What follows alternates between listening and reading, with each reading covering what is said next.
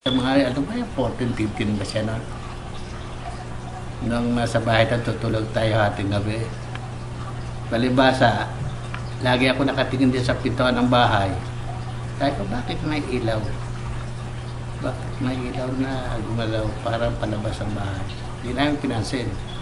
Yung pala, inilabas niya yung kotse. Itinulak muna nila.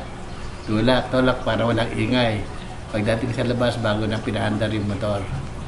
Yun, ilabas niya at nag-aaral siya mag-drive doon sa isang subdivision. Kaya lang, nag-worry na kami.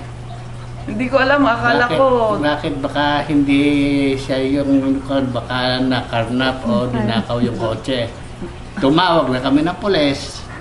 Punta na kami sa padi, report na namin na ganito, ganyan. Ang mga pulis naman, hindi kinakagad na hanggang Paranaque, hanggang Quezon, hanggang Manila.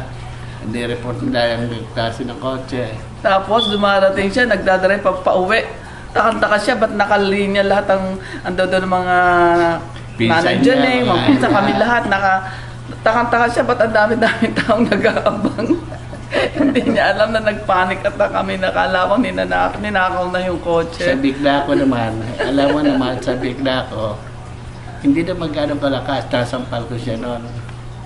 Pero pinagpantira ko ba? Tahimik lang siya. Oo. Pag meron siyang fault, hindi siya yung sumasagot, hindi siya yung...